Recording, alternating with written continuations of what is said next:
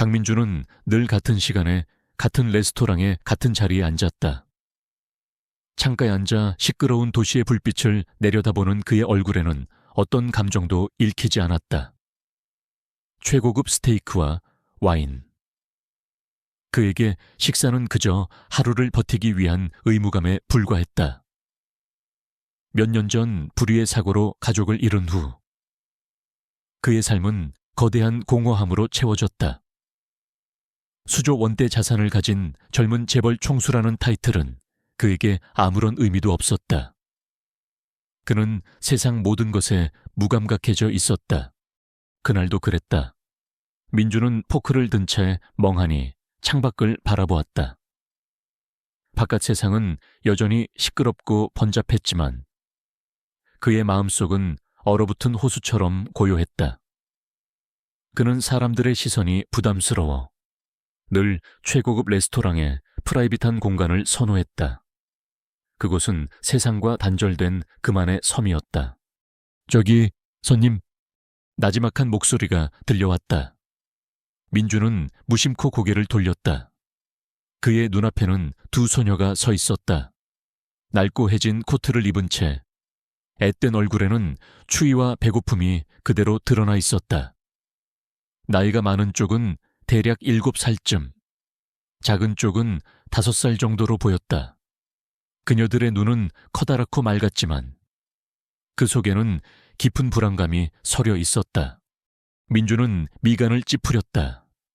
이런 고급 레스토랑에 아이들이 들어온 것 자체가 이례적인 일이었다. 경호원들은 대체 뭘 하고 있었을까? 그는 귀찮다는 듯 시선을 돌리려 했다. 하지만 어린 소녀의 다음 말에 그의 손이 멈칫했다. 저기, 혹시 남은 음식 있으세요? 작은 소녀가 조심스럽게 물었다.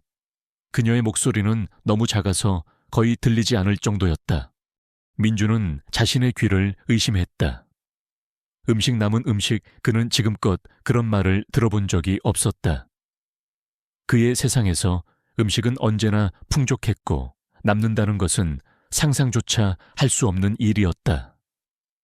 그의 앞에 놓인 스테이크는 절반도 채 먹지 않은 채 접시에 놓여 있었다. 큰 소녀, 박혜운이 작은 동생 박민주의 손을 꼭 잡았다. 죄송합니다. 저희 동생이 배가 너무 고파서요. 괜찮으시면 혹시 남은 빵이라도 주실 수 있으세요? 혜운의 목소리에는 어린 나이에도 불구하고 깊은 체념과 함께 동생을 위하는 마음이 묻어 있었다. 민주는 그들의 눈을 응시했다. 그들의 눈에는 가식 없는 순수함과 함께 생존을 위한 절박함이 담겨 있었다. 그는 문득 오래전 자신이 잃어버린 가족을 떠올렸다. 어린 시절, 그에게는 아무런 부족함이 없었지만 사고로 모든 것을 잃은 후의 공허함은 이런 아이들의 배고픔과는 다른 종류의 고통이었다. 하지만 그 순간 그는 잊고 지냈던 어떤 감정의 파동을 느꼈다. 그는 조용히 웨이터를 불렀다. 웨이터는 당황한 표정으로 다가왔다. 손님, 이 아이들에게 따뜻한 음식 좀 가져다 주십시오. 제가 주문하겠습니다. 민준의 목소리는 차분했지만 그 안에는 거역할 수 없는 단호함이 있었다. 가장 따뜻하고 영양가 있는 음식으로 아이들이 좋아하는 것으로 골라주세요. 웨이터는 황급히 주방으로 사라졌다. 혜운과 민주는 민준의 말에 눈을 동그랗게 떴다. 그들은 자신들의 귀를 믿을 수 없다는 듯 서로를 바라보았다. 괜찮아요. 정말 저희에게 음식을 주실 거예요. 민주가 조심스럽게 물었다. 민주는 고개를 끄덕였다. 그의 얼굴에는 여전히 무표정했지만 그의 마음속에는 작은 파문이 일렁였다. 잠시 후 웨이터는 따뜻한 수프와 갓 구운 빵, 그리고 여러 가지 음식을 가득 담은 접시를 가져왔다. 혜운과 민주는 눈을 빛내며 음식을 바라보았다. 그들의 눈빛에는 오랜 굶주림이 고스란히 담겨 있었다. 자, 먹어라. 민준이 나지막이 말했다. 하지만 아이들은 음식을 바로 먹지 않았다. 해우는 수프를 한 숟가락 떠서 민주의 입가로 가져갔다. 민주야, 어서 먹어. 뜨거우니까 조심하고. 민주는 수프를 한 모금 마시고는 따뜻한 미소를 지었다. 언니도 먹어. 언니도 배고프잖아. 해우는 고개를 흔들었다. 아니, 민주 먼저. 너 많이 아프잖아. 그들의 대화를 들은 민주는 놀랐다. 민주가 아프다고 그는 민주의 얼굴을 자세히 살폈다. 창백한 얼굴과 움푹 들어간 눈은 그녀가 건강하지 않다는 것을 보여주었다. 그런데도 아이들은 자신보다 서로를 먼저 챙기고 있었다. 해우는 조심스럽게 빵 몇 조각을 접시에 담고 수프를 작은 그릇에 덜었다. 그리고는 웨이터에게 종이봉투를 요청하여 음식들을 정성스럽게 포장했다. 다음에 또 배고프면 여기 와라. 그때도 내가 사주마. 민준이 말했다. 해우는 고개를 숙여 인사했다. 감사합니다. 손님, 저희는 이 음식들을 가져가야 해요. 가져가 왜? 민준은 의아했다. 엄마가 기다리고 계세요. 엄마도 많이 아파서 아무것도 못 드셨어요. 해운의 목소리는 작았지만 그 안에는 엄마에 대한 깊은 사랑과 걱정이 담겨 있었다. 민준의 심장이 다시 한번 쿵 하고 내려앉았다. 엄마 아픈 엄마 그는 그들의 가족 관계를 궁금해했다. 그리고 그들의 뒤에 숨겨진 이야기가 무엇인지 알고 싶어졌다. 잃어버린 가족에 대한 그리움과 함께 이 아이들에게서 설명할 수 없는 끌림을 느꼈다. 민주는 자리에서 일어나 지갑에서 큰 돈을 꺼내 아이들에게 주려 했다. 그러나 해우는 단호하게 고개를 흔들었다. 아니요, 괜찮아요. 저희는 음식을 얻으러 온 거지. 돈을 얻으러 온 게 아니에요. 그녀의 작은 얼굴에는 굳은 자존심이 드러났다. 민주는 아이들의 당당함에 놀랐다. 그는 지금껏 자신이 가진 부로 모든 것을 해결하려 했지만 이 아이들은 그의 돈을 거부했다. 그는 그들의 순수함과 자존심에 깊은 인상을 받았다. 아이들은 정성스럽게 포장한 음식을 들고 레스토랑을 나섰다. 민주는 그들의 뒷모습을 한참 동안 바라보았다. 그리고 알 수 없는 충동에 이끌려 자리에서 일어났다. 웨이터, 계산해줘. 그리고 차를 대기시켜. 그는 조용히 아이들의 뒤를 따랐다. 밤은 깊었고 차가운 바람이 불어왔다. 해운과 민주는 작은 몸을 움츠린 채 골목길 안으로 사라졌다. 민주는 그들이 사라진 골목을 따라 걸어 들어갔다. 그가 발을 들여놓은 곳은 서울의 화려한 도시 불빛과는 완전히 동떨어진 어둡고 낡은 건물이 밀집한 곳이었다. 그곳은 마치 시간의 흐름을 잊은 듯 낡고 허름한 집들이 다닥다닥 붙어 있었다. 민준의 코끝에 퀴퀴한 곰팡이 냄새와 함께 알 수 없는 악취가 풍겨왔다. 그는 그런 곳이 서울 한복판에 존재한다는 사실에 충격을 받았다. 그의 삶은 늘 최고급 빌딩과 명품 거리, 그리고 화려한 파티로 둘러싸여 있었다. 이런 곳은 그의 세상에 존재하지 않는 곳이었다. 해운과 민주는 낡은 건물 안으로 들어섰다. 민주는 조심스럽게 그들을 따라갔다. 계단을 올라가자 좁고 어두운 복도가 나타났다. 희미한 전등 불빛 아래 낡은 문들이 다닥다닥 붙어 있었다. 아이들은 그중 한 문을 열고 들어갔다.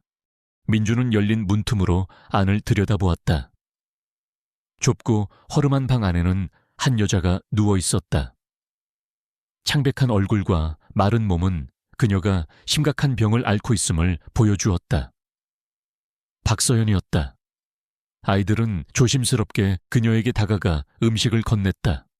엄마, 우리가 따뜻한 음식 가져왔어. 어서 먹어. 서연은 아이들의 손에 들린 음식을 보며 눈물을 글썽였다. 그녀는 겨우 몸을 일으켜 앉았다. 아이들은 엄마에게 음식을 먹여주었다. 그들의 모습은 너무나도 애처롭고 동시에 너무나도 아름다웠다. 민주는 그 광경을 보며 말할 수 없는 감정에 휩싸였다. 그의 마음속에 꽁꽁 얼어붙었던 얼음이 녹아내리는 듯했다. 그는 조용히 문틈에서 물러섰다.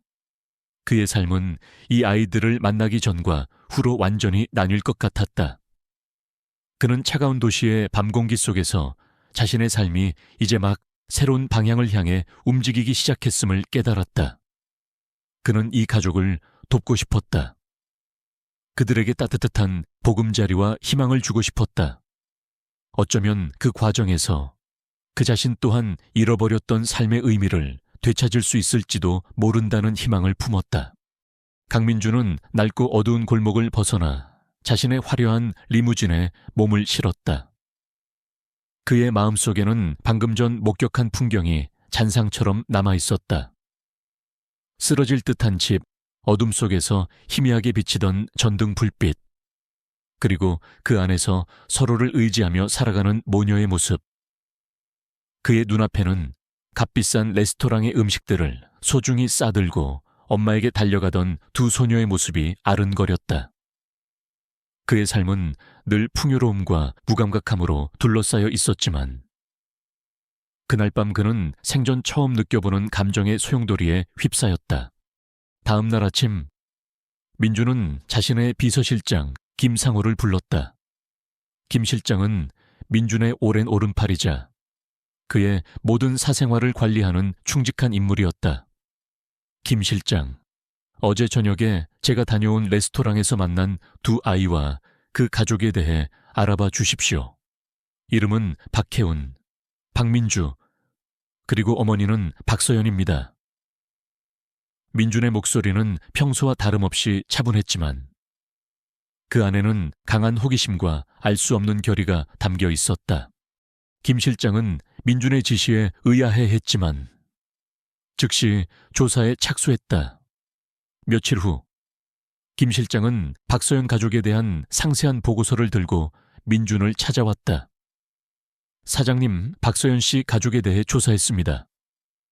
박서연 씨는 과거 유명한 발레리나 지망생이었습니다. 촉망받는 재원이었다고 합니다. 그런데 10년 전 불의의 교통사고로 다리를 심하게 다쳐 더 이상 발레를 할 수 없게 되었다고 합니다. 그 후 그녀는 절망에 빠져 세상과 단절한 채 두 딸과 함께 힘겹게 살아가고 있습니다. 민주는 보고서를 꼼꼼히 읽었다. 교통사고, 발레리나 지망생, 절망. 그의 머릿속에 알 수 없는 조각들이 맞춰지는 듯했다. 그는 자신의 가족이 불의의 사고로 세상을 떠난 후 세상 모든 것에 대한 흥미를 잃고 폐쇄적으로 변했다.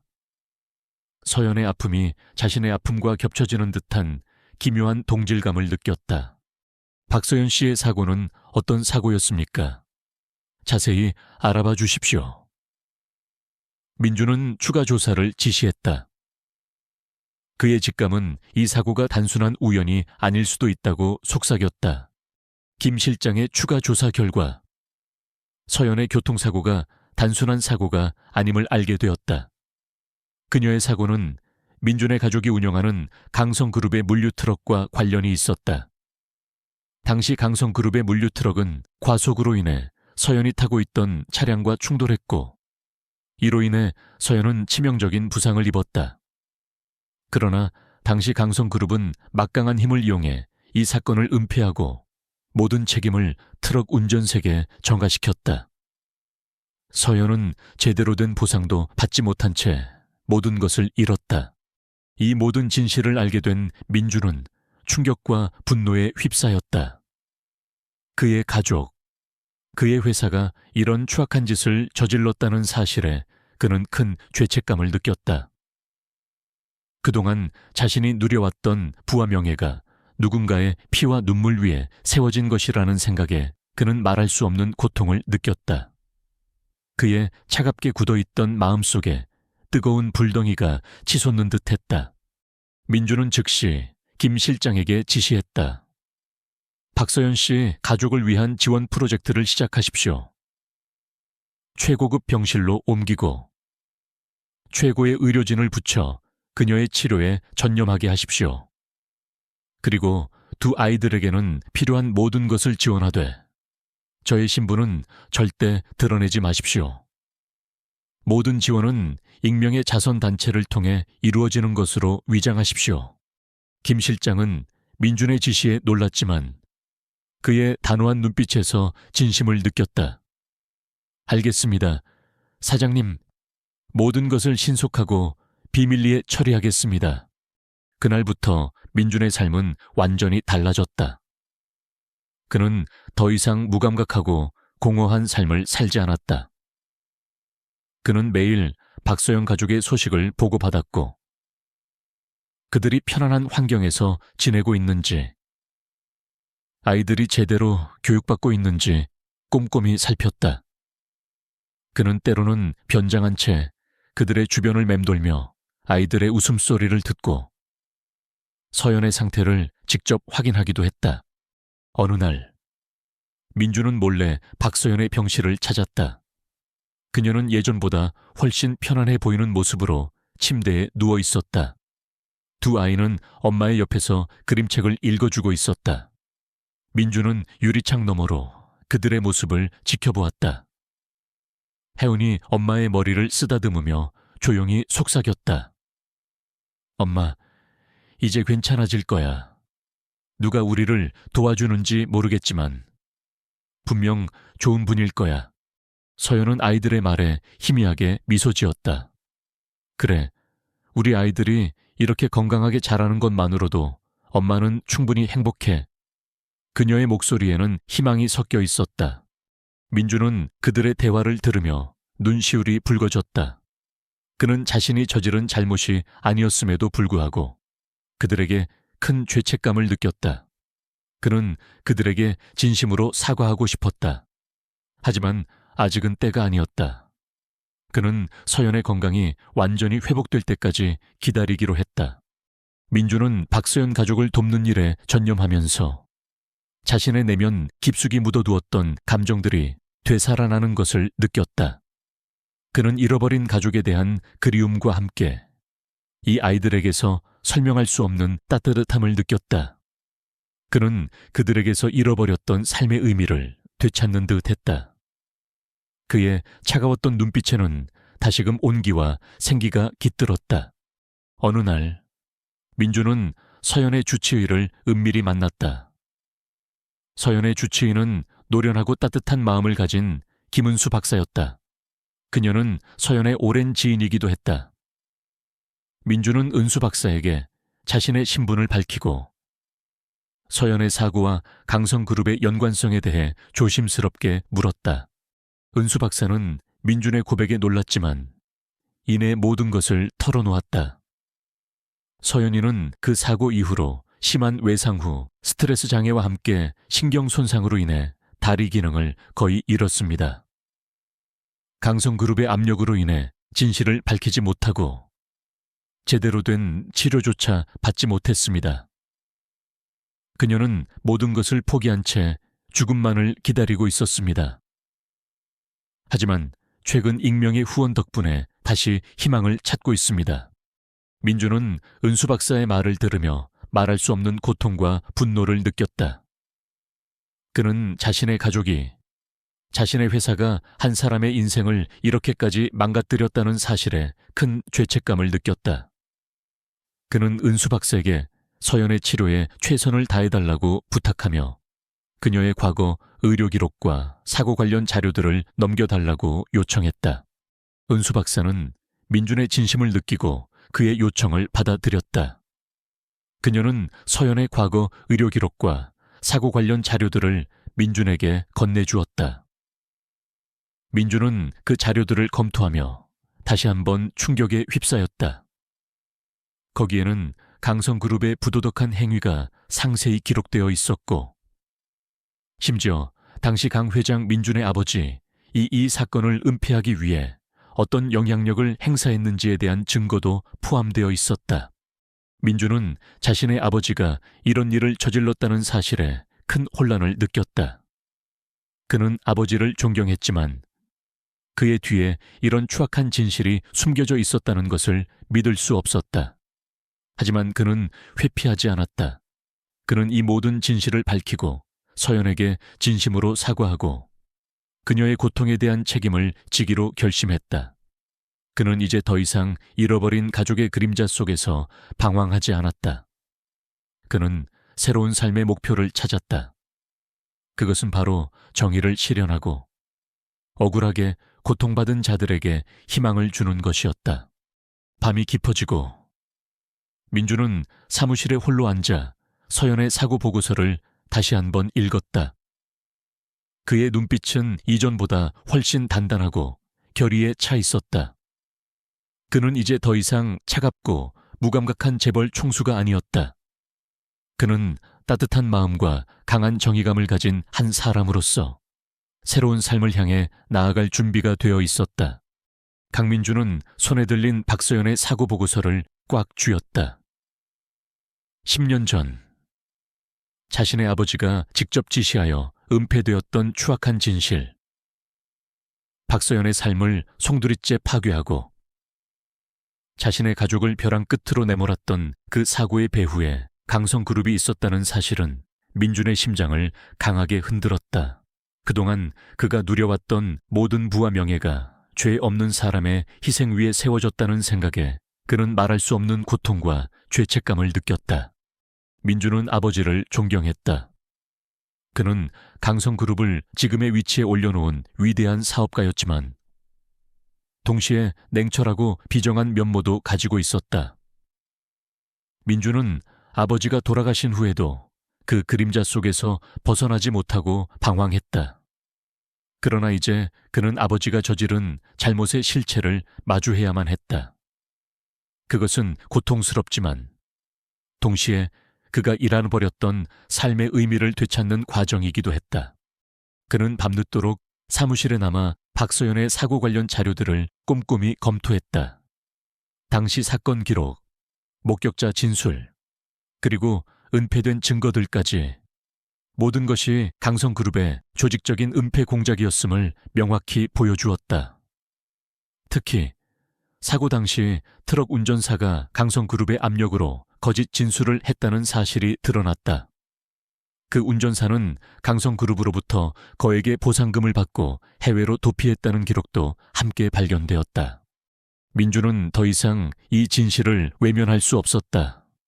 그는 이 모든 것을 밝히고 박서연에게 진심으로 사과하며 그녀의 억울함을 풀어주기로 결심했다. 그것만이 그가 잃어버린 자신의 양심과 아버지의 죄를 속죄할 수 있는 유일한 길이었다. 다음 날 민주는 김 실장에게 모든 진실을 털어놓았다. 김 실장은 민준의 고백에 충격을 받았지만 그의 진심을 이해했다. 사장님, 이 모든 것을 밝히는 것은 쉬운 일이 아닐 겁니다. 강 회장님, 민준의 아버지 이 명예뿐만 아니라 강성그룹 전체의 존립이 흔들릴 수도 있습니다. 김 실장은 걱정스러운 목소리로 말했다. 알고 있습니다. 하지만 이대로 진실을 덮어둘 수는 없습니다. 저는 박서연 씨에게 그리고 저의 죄 없는 두 아이들에게 부끄럽지 않은 사람이 되고 싶습니다. 민준의 눈빛은 흔들림 없는 결의로 빛났다. 민준은 우선 박서연의 치료에 더욱 전념했다. 그는 최고의 의료진을 통해 그녀의 다리 기능을 회복시키기 위한 재활 치료를 시작했다. 은혜는 민준이 익명으로 자신을 돕고 있다는 사실을 알고 있었지만 그의 진심 어린 도움에 점차 마음을 열기 시작했다. 그녀는 민준의 도움 덕분에 오랜만에 삶의 희망을 느꼈다. 민준은 은혜의 병실을 자주 찾아갔다. 그는 이제 더 이상 유리창 너머에서 몰래 지켜보는 사람이 아니었다. 그는 은혜와 직접 대화하고 아이들과 함께 시간을 보냈다. 민준과 혜운. 민준은 빠르게 가까워졌다. 민준은 아이들의 순수함과 해맑은 웃음 속에서 잃어버렸던 자신의 웃음을 되찾는 듯했다. 그는 아이들에게 그림책을 읽어주고 함께 그림을 그리며 그동안 해주지 못했던 아빠의 역할을 하려 애썼다. 민주는 민준에게 자신의 그림을 보여주며 해맑게 웃었다. 아저씨, 제가 그린 그림이에요. 예쁘죠? 그녀의 그림은 서툰 솜씨였지만 그 안에는 따뜻한 가족의 모습이 담겨 있었다. 민주는 그림을 보며 눈시울이 붉어졌다. 그는 아이들의 그림 속에서 자신이 그토록 갈망하던 가족의 온기를 느꼈다. 어느 날 은혜는 민준에게 조심스럽게 물었다. 익명으로 저희를 도와주시는 분이 사장님이라는 것을 알고 있습니다. 왜 저희를 도와주시는 거죠? 그리고 저희에게서 무엇을 바라시는 거죠? 은혜의 눈빛에는 감사함과 함께 경계심이 섞여 있었다. 민주는 숨을 크게 들이쉬었다. 이제는 진실을 말해야 할 때였다.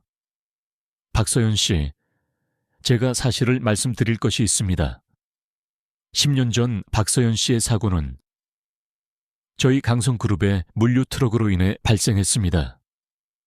그리고 그 사고의 모든 진실은 저의 아버지가 은폐했습니다. 은혜는 민준의 고백에 충격을 받았다. 그녀의 얼굴은 하얗게 질렸고 눈은 크게 뜨였다. 그게 무슨 소리예요, 당신이? 당신의 아버지가. 그녀의 목소리는 분노와 함께 믿을 수 없는 충격으로 떨렸다. 정말 죄송합니다. 저의 아버지가 저지른 잘못입니다. 저는 이제야 이 모든 진실을 알게 되었습니다. 저는 박서연 씨에게 그리고 두 아이들에게 진심으로 사죄하고 싶습니다. 그리고 이 모든 잘못에 대한 책임을 지고 싶습니다. 민주는 고개를 숙여 은혜에게 용서를 구했다. 은혜는 분노와 슬픔, 그리고 배신감에 휩싸였다.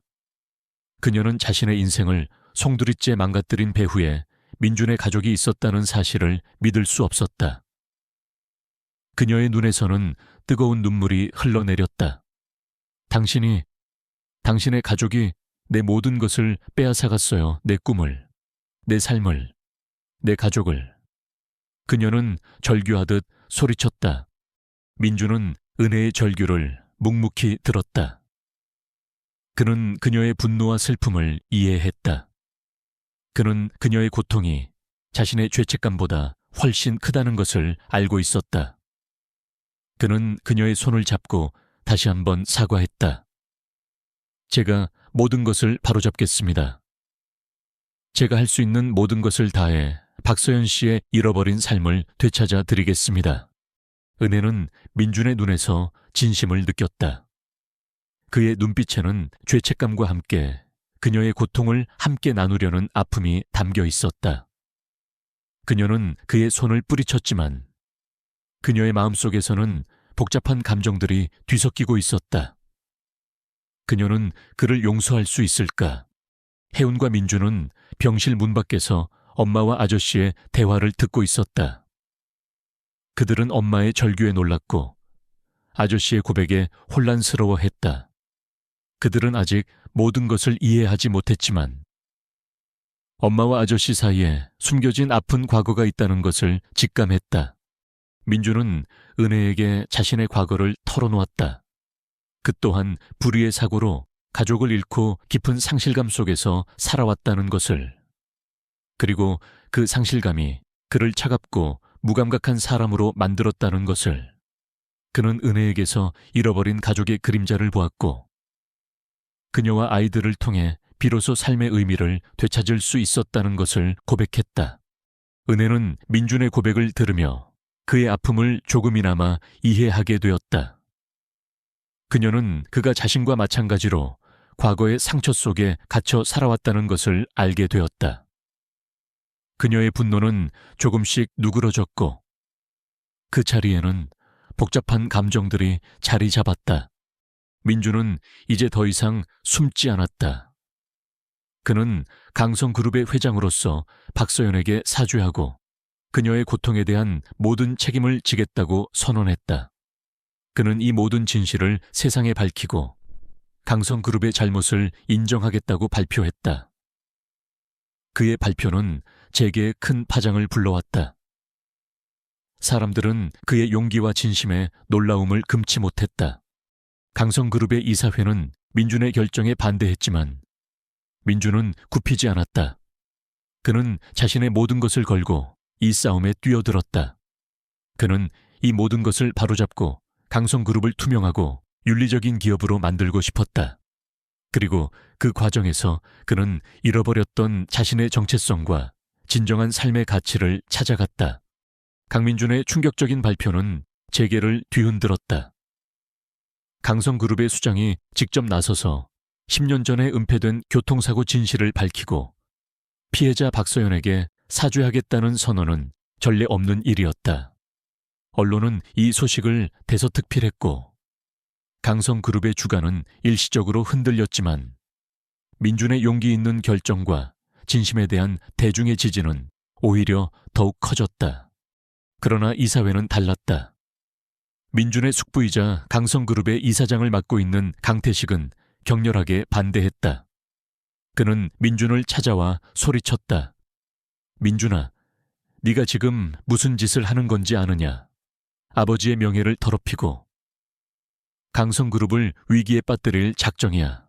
당장 그 발표를 철회해라. 강태식은 민준의 아버지가 사고로 돌아가신 후 강성그룹에 실질적인 권력을 쥐고 있던 인물이었다. 그는 자신의 기득권이 흔들릴 것을 두려워했다. 그의 눈빛에는 탐욕과 함께 알 수 없는 두려움이 서려 있었다. 민준은 숙부의 눈을 똑바로 바라보았다. 숙부님, 아버지의 명예는 진실을 밝히는 것에서 시작됩니다. 저는 더 이상 아버지의 죄를 외면하지 않을 겁니다. 그리고 강성그룹은 잘못된 과거를 바로잡고 새로운 미래로 나아가야 합니다. 강태식은 민준의 단호한 태도에 분노했다. 그는 민준을 해임하기 위한 이사회를 소집하려 했지만 민준은 이미 모든 준비를 마친 상태였다. 그는 박준호 변호사와 함께 이사회에 참석하여 강 회장 민준의 아버지 이저질은 모든 악행을 폭로할 계획을 세웠다. 한편 박서연은 민준의 고백에 충격을 받은 후에도 여전히 복잡한 감정에 휩싸여 있었다. 그녀는 민준의 진심을 느끼면서도 지난 10년간 자신이 겪었던 고통을 쉽게 잊을 수 없었다. 그녀의 몸은 회복되고 있었지만 마음속 깊이 박힌 상처는 여전히 아물지 않았다. 민준은 은혜의 병실을 찾아가 다시 한번 진심으로 사죄했다. 박서연 씨, 제가 감히 용서해달라는 말을 할 수는 없습니다.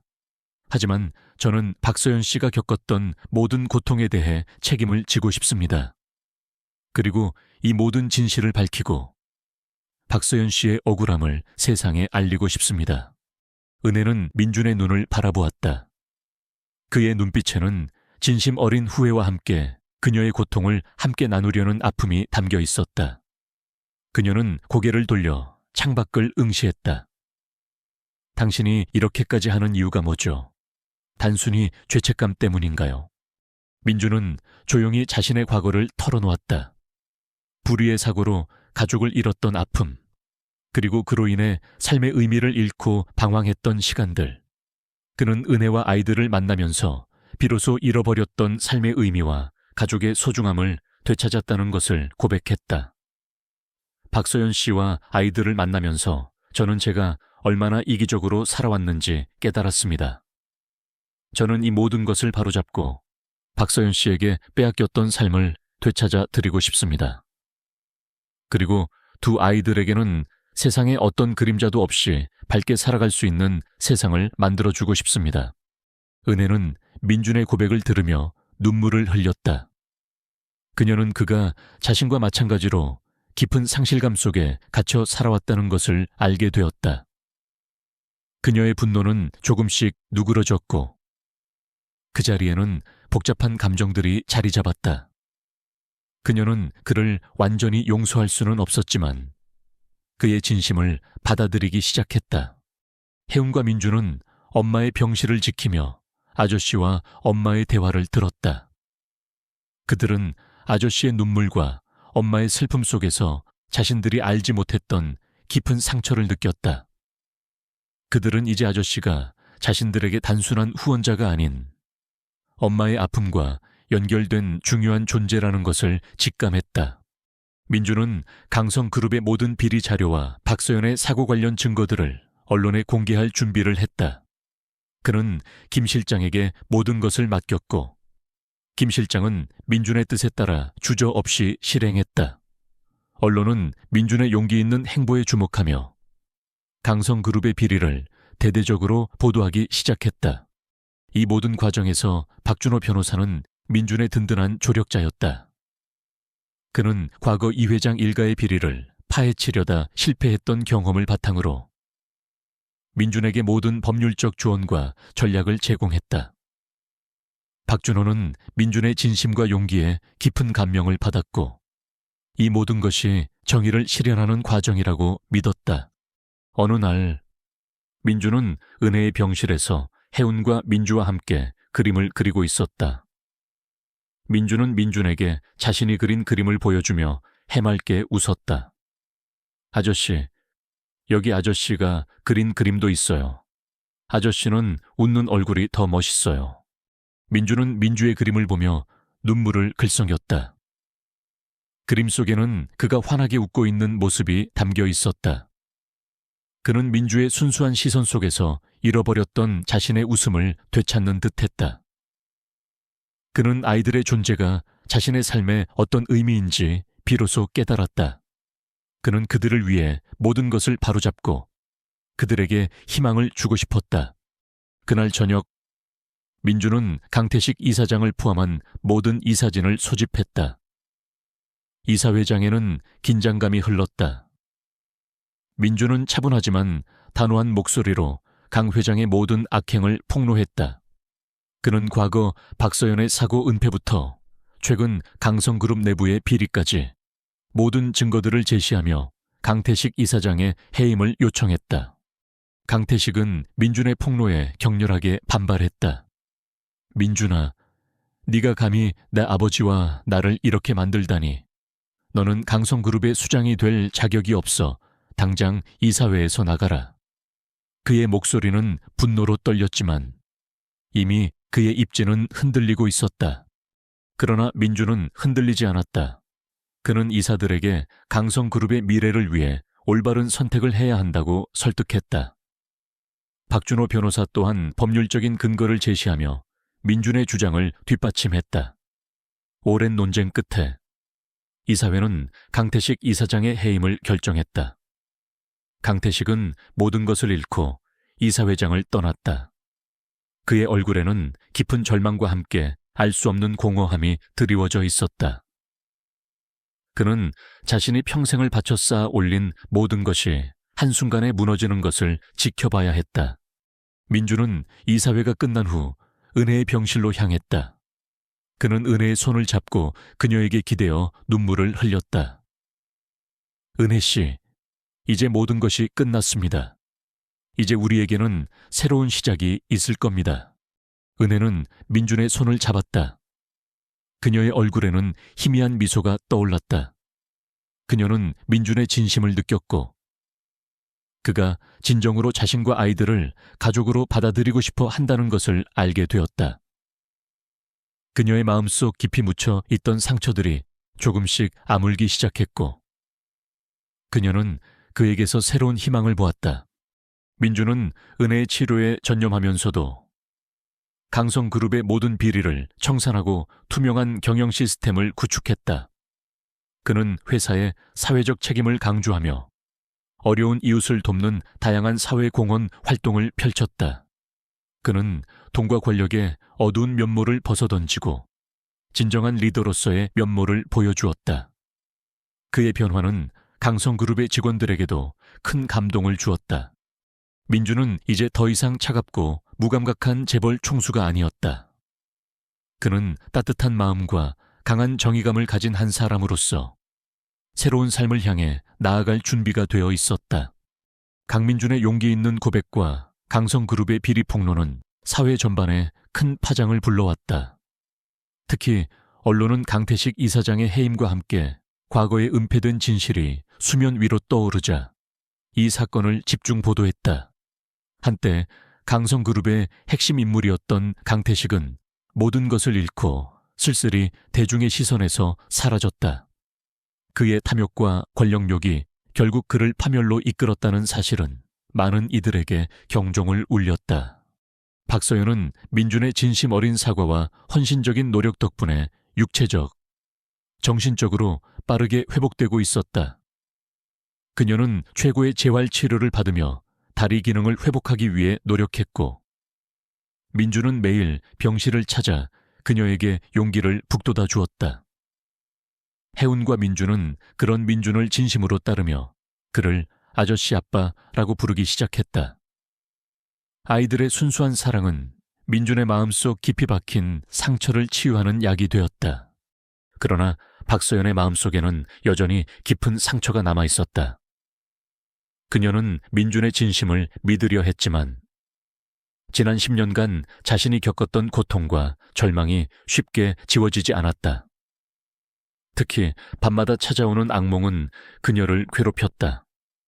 사고 당시의 끔찍한 기억과 함께 모든 것을 잃었던 절망감이 그녀의 꿈속에 생생하게 되살아났다. 어느 날 밤, 서연은 악몽에 시달리다 비명을 지르며 잠에서 깼다.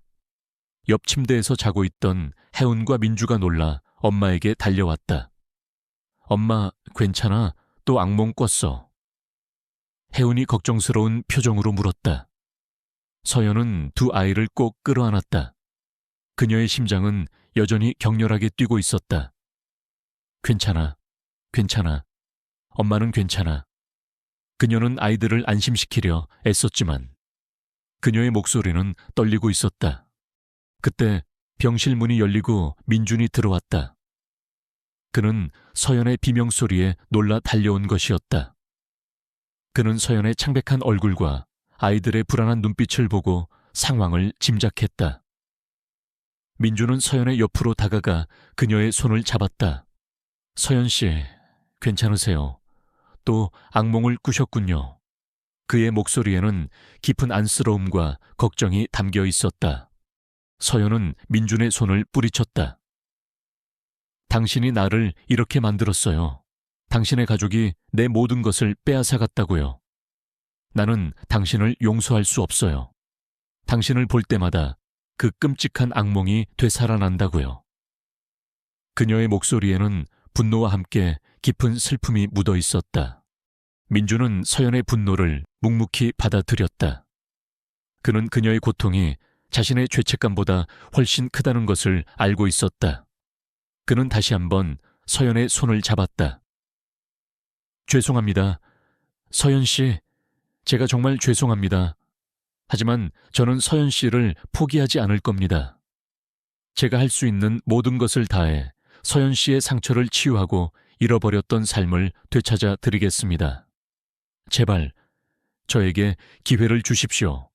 민준의 진심 어린 눈빛과 따뜻한 손길에 서연의 마음속에 꽁꽁 얼어붙었던 얼음이 조금씩 녹아내리는 듯했다. 그녀는 민준의 품에 안겨 한없이 눈물을 흘렸다. 그녀의 눈물은 지난 10년간 쌓아왔던 모든 슬픔과 고통을 씻어내는 듯했다. 혜운과 민준은 엄마와 아저씨의 모습을 보며 조용히 서로를 끌어안았다. 그들은 이제 엄마가 더 이상 아프지 않을 것이라는 희망을 품었다. 이후 민준은 서연의 심리치료에도 적극적으로 개입했다. 그는 최고의 심리치료사를 주선하고 자신 또한 서연과 함께 상담을 받았다. 그는 서연의 아픔을 함께 나누고 그녀의 상처를 치유하기 위해 노력했다. 그는 서연에게 발레에 대한 꿈을 다시 키워줄 수 있도록 돕겠다고 약속했다. 민주는 은혜의 재활치료와 심리치료에 전념하면서 자신의 사업에도 새로운 방향을 제시했다. 그는 강성그룹의 모든 비윤리적인 사업 관행을 철폐하고 투명하고 윤리적인 경영을 강조했다. 그는 강성희망재단을 설립하여 불우한 환경에 처한 아이들과 예술인들을 지원하는 사업을 시작했다. 특히 박서연처럼 불의의 사고로 꿈을 잃은 예술인들을 돕는 데 적극적으로 나섰다. 그의 변화는 강성그룹의 기업 이미지를 완전히 바꾸어 놓았다. 강태식은 모든 것을 잃었지만 여전히 민준에게 복수할 기회를 엿보고 있었다. 그는 자신의 과거 측근들을 동원하여 민준의 약점을 찾으려 했다. 그는 민준이 박서연에게 너무 많은 것을 퍼주고 있다는 사실을 언론에 흘려 민준의 평판을 깎아내리려 했지만 이미 민준의 진심을 알게 된 대중들은 그의 행동에 동조하지 않았다. 오히려 강태식의 추악한 면모만 다시 한번 드러낼 뿐이었다. 어느 날 강태식은 은밀히 서연의 병실을 찾아왔다. 그는 서연에게 민준을 떠나라고 협박했다. 김서연, 네가 감히 어디서 우리 민준이를 유혹하려 드는 것이냐?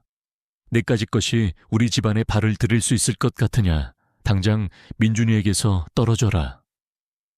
그렇지 않으면 네 아이들까지 위험해질 것이다. 강태식의 목소리에는 섬뜩한 위협이 담겨 있었다. 서연은 강태식의 협박에 분노했다. 그녀는 더 이상 과거의 나약한 서연이 아니었다. 그녀는 민준의 사랑과 아이들의 존재로 인해 강해져 있었다. 강태식 씨, 당신은 더 이상 저를 위협할 수 없습니다. 저는 당신의 가족에게 모든 것을 빼앗겼지만 이제는 모든 것을 되찾았습니다. 당신은 당신의 죄에 대한 대가를 치러야 할 것입니다. 서연의 눈빛은 강태식에게 향하는 강한 경고처럼 차가웠다. 강태식은 서연의 단호한 태도에 당황했지만 그는 포기하지 않았다. 그는 서연의 병실을 나와 민준을 제거할 계획을 세우기 시작했다. 그는 민준이 강성그룹의 회장 자리에서 물러나고 모든 재산을 잃게 만들려 했다. 그는 자신의 욕망을 채우기 위해 어떤 짓이든 서슴지 않는 악인이었다. 그러나 민준은 이미 강태식의 모든 움직임을 감지하고 있었다. 김 실장은 강태식의 측근들을 역이용하여 그의 모든 음모를 미리 파악했다. 민준은 강태식의 공격에 대비하여 만반의 준비를 마쳤다. 그는 더 이상 과거처럼 무감각하고 나약한 존재가 아니었다. 그는 자신의 가족을 지키고 자신의 삶을 지키기 위해 강태식과 정면으로 맞설 준비가 되어 있었다. 밤이 깊어지고 민준은 서연의 병실에서 아이들과 함께 잠들어 있는 그녀의 모습을 바라보았다. 그의 얼굴에는 평온한 미소가 떠올랐다. 그는 이 모든 것이 자신의 삶에 어떤 의미인지 비로소 깨달았다. 그는 그들을 위해 모든 것을 바로잡고 그들에게 희망을 주고 싶었다. 그는 이제 더 이상 잃어버린 가족의 그림자 속에서 방황하지 않았다. 그는 새로운 삶의 목표를 찾았다. 그것은 바로 사랑하는 사람들을 지키는 것이었다. 강태식은 민준의 모든 행보를 주시하며 복수의 칼날을 갈고 있었다. 그는 민준이 박서연에게 너무 많은 것을 쏟아붓고 있다는 점을 약점으로 삼아 민준을 강성그룹에서 축출할 계획을 세웠다. 그는 민준이 감정적으로 판단하여 회사에 손실을 입히고 있다고 주장하며 이사회를 움직이려 했다. 강태식은 자신의 오랜 인맥과 권력을 총동원하여 민준을 압박하기 시작했다. 그는 강성그룹의 주요 주주들에게 민준의 감정적인 경영이 회사에 해를 끼치고 있다는 소문을 퍼뜨렸다. 또한 언론을 통해 민준이 개인적인 감정으로 박서연 가족에게 과도한 지원을 하고 있다는 식의 부정적인 기사를 흘렸다. 언론은 민준의 진심을 왜곡하여 보도했고 대중의 시선은 다시금 흔들리기 시작했다. 강성그룹 회장, 개인 감정으로 회사 사유화 논란. 박서연 씨, 강태준 회장에게 과도한 보상 요구 등 자극적인 헤드라인들이 쏟아져 나왔다. 민준은 강태식의 비열한 공격에 맞서야 했다. 그는 즉시 기자회견을 열어 언론의 왜곡된 보도를 바로잡고 박서연 가족에 대한 지원이 단순히 개인적인 감정이 아닌 과거 강성그룹의 잘못에 대한 정당한 책임임을 강조했다. 저는 박서연 씨에게 제가 할 수 있는 모든 책임을 다할 것입니다. 이는 개인의 문제를 넘어 기업의 사회적 책임을 다하는 것입니다. 강성그룹은 과거의 잘못을 바로잡고 투명하고 윤리적인 기업으로 거듭날 것입니다.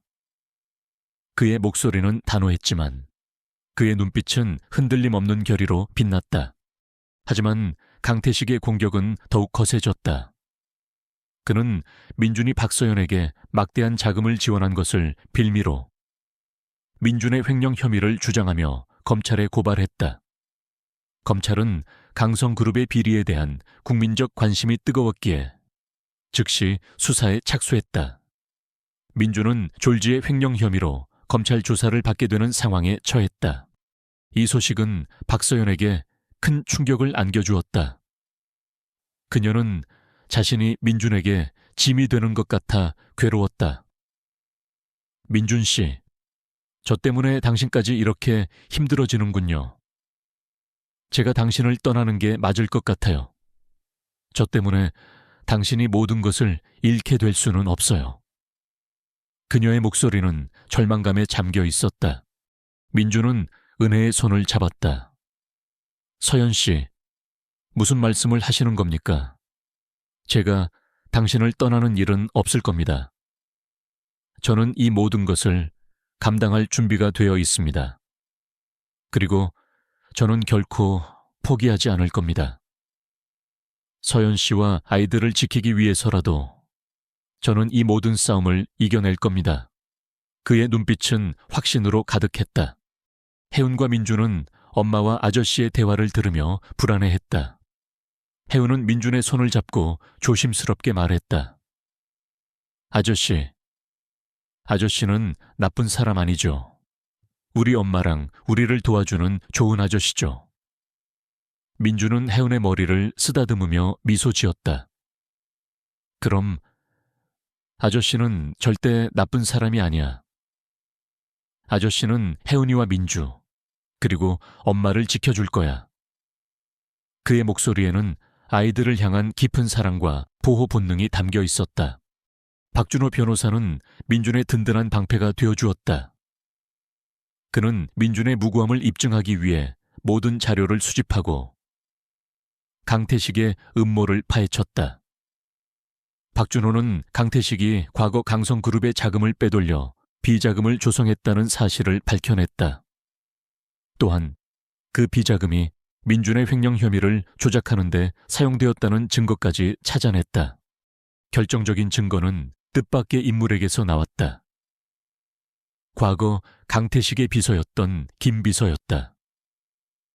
그는 강태식에게 버림받은 후 복수를 꿈꾸고 있었고 민준의 진심을 알게 되면서 그를 돕기로 결심했다. 김 비서는 강태식의 모든 비리 장부와 함께 민준의 횡령 혐의를 조작하라는 강태식의 지시가 담긴 녹취록을 박준호 변호사에게 넘겨주었다. 이 증거들은 강태식의 음모를 명백히 드러내는 결정적인 증거가 되었다. 박준호 변호사는 즉시 이 증거들을 검찰에 제출했다. 검찰은 강태식에 대한 수사에 착수했고 강태식은 모든 것을 잃고 도주하려 했지만 결국 체포되었다. 강태식의 체포 소식은 강성그룹과 사회 전반에 큰 충격을 안겨주었다. 그는 모든 혐의를 부인했지만 김 비서의 증언과 녹취록 그리고 비리 장부는 그의 죄를 명백하게 증명했다. 그는 결국 법의 심판을 받게 되었다. 이 모든 과정을 지켜본 박서연은 민준의 헌신과 용기에 깊은 감동을 받았다. 그녀는 민준이 자신과 가족을 위해 모든 것을 걸고 싸웠다는 사실에 마음속 깊이 묻혀있던 상처가 치유되는 것을 느꼈다. 그녀는 민준의 손을 잡고 진심으로 고마움을 표현했다.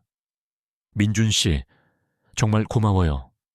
당신 덕분에 저는 다시 살아갈 용기를 얻었습니다. 그녀의 눈에서는 뜨거운 눈물이 흘러내렸다. 민준은 서연의 눈물을 닦아주었다. 아닙니다. 서연 씨 덕분에 제가 진정한 삶의 의미를 찾았습니다. 제가 서연 씨와 아이들에게 희망을 줄 수 있다면 그것으로 충분합니다. 그들은 서로를 마주보며 희미하게 미소 지었다. 그들의 눈빛에는 오랜 시련을 이겨낸 자들의 강인함과 함께 서로를 향한 깊은 신뢰와 사랑이 담겨 있었다. 혜운과 민주는 엄마와 아저씨의 모습을 보며 해맑게 웃었다. 그들은 이제 더 이상 과거의 그림자에 갇히지 않았다. 그들에게는 밝은 미래와 사랑하는 가족이 있었다. 민주는 강성그룹의 회장으로서 박서연에게 공식적으로 사죄하고 그녀의 고통에 대한 모든 책임을 지겠다고 발표했다. 그는 강성그룹의 잘못을 인정하고 피해 보상과 함께 그녀의 잃어버린 꿈을 되찾아주기 위한 재단을 설립하겠다고 약속했다. 그의 진심 어린 사과와 책임감 있는 행동은 대중의 마음을 움직였다. 이제 민주는 단순히 돈만 많은 재벌 총수가 아니었다. 그는 따뜻한 마음과 강한 정의감을 가진 진정한 리더로 거듭났다. 그의 삶은 두 어린 소녀가 내민 손길에서 시작된 놀라운 변화의 연속이었다. 그는 이제 이 모든 것을 바로잡고 사랑하는 가족과 함께 새로운 삶을 향해 나아갈 준비가 되어 있었다. 강태식의 체포와 함께 모든 진실이 밝혀지자 강성그룹은 큰 혼란을 겪었지만 강민준의 리더십 아래 빠르게 안정을 되찾았다. 민준은 강태식의 모든 비리를 청산하고 기업의 투명성과 윤리 경영을 최우선으로 내세웠다. 그는 과거 강성그룹으로 인해 피해를 입었던 사람들에게 적극적으로 보상하고 사회 공헌 활동을 확대했다. 그의 진심 어린 노력은 대중의 신뢰를 회복시켰고 강성그룹은 진정한 의미의 국민기업으로 거듭났다. 박서연은 민준의 헌신적인 사랑과 보살핌 덕분에 완벽하게 건강을 되찾았다. 다리 기능은 완전히 회복되지는 않았지만 그녀는 더 이상 지팡이에 의지하지 않고 스스로 걸을 수 있게 되었다. 무엇보다 그녀의 마음속 깊이 박혔던 상처들이 치유되었고 그녀의 얼굴에는 다시금 희망과 생기가 가득했다. 민주는 서연에게 정식으로 청혼했다. 그는 무릎을 꿇고 진심을 담아 말했다. 서연 씨, 제가 감히 서연 씨에게 행복을 줄 수 있을지 모르겠습니다. 하지만 저는 서연 씨와 아이들을 제 목숨보다 더 소중히 여기고 사랑할 것을 맹세합니다. 저와 함께 새로운 삶을 시작해 주시겠습니까? 서연은 눈물을 흘리며 민준의 손을 잡았다. 민준 씨, 고마워요. 당신 덕분에 저는 다시 살아갈 용기를 얻었습니다. 저는 당신을 사랑합니다. 그녀의 목소리에는 진심이 가득했다. 그들의 결혼식은 소박하지만 따뜻하게 치러졌다. 민준의 친구들과 강성그룹의 임직원들, 그리고 은혜의 오랜 친구이자 주치의인 김은수 박사, 그리고 혜운과 민주까지. 진정으로 그들의 행복을 빌어주는 사람들만이 모여 축복을 해주었다. 혜운과 민주는 엄마와 아저씨, 아빠의 결혼식을 보며 해맑게 웃었고 그들의 눈빛에는 이제 더 이상 불안감이나 슬픔이 없었다. 그들에게는 이제 완전한 가족이 생겼다. 결혼 후 민주는 서연과 두 아이와 함께 새로운 보금자리에서 행복한 삶을 시작했다. 그들은 더 이상 과거의 그림자에 갇히지 않았다. 민주는 매일 아침 아이들과 함께 공원을 산책하고 퇴근 후에는 아이들과 함께 그림을 그리거나 동화책을 읽어주었다. 그는 잃어버렸던 가족의 온기와 행복을 되찾았다. 서연은 강성희망재단의 지원을 받아 자신과 같은 아픔을 가진 예술인들을 돕는 일에 전념했다. 그녀는 발레리나의 꿈은 더 이상 꿀 수 없었지만 후배들을 가르치고 그들의 꿈을 지원하며 새로운 삶의 의미를 찾았다.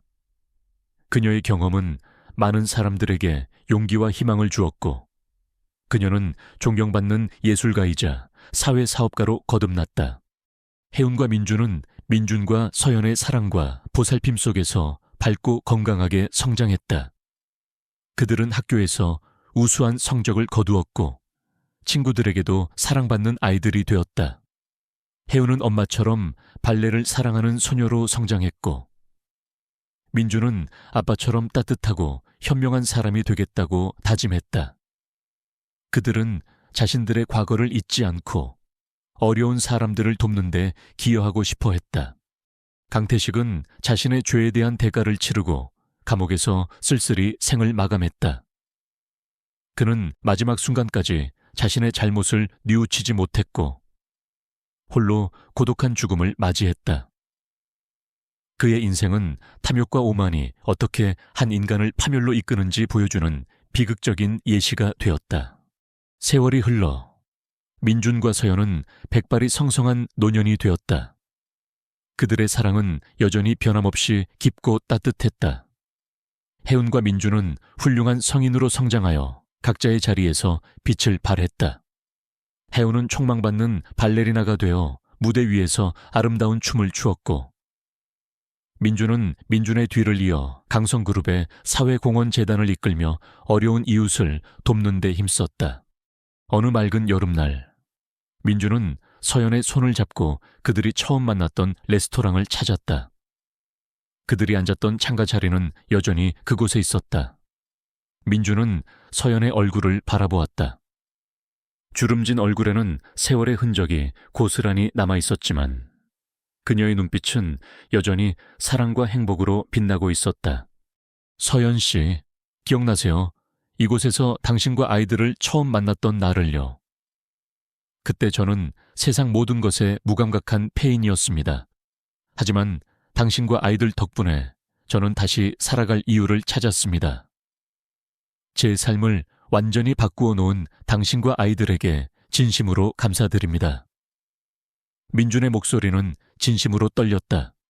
서연은 민준의 손을 잡고 미소 지었다. 민준 씨, 저도 마찬가지예요. 당신 덕분에 저는 다시 희망을 찾았습니다. 당신은 저의 모든 것을 치유해주고 저에게 진정한 가족의 의미를 가르쳐 주었어요.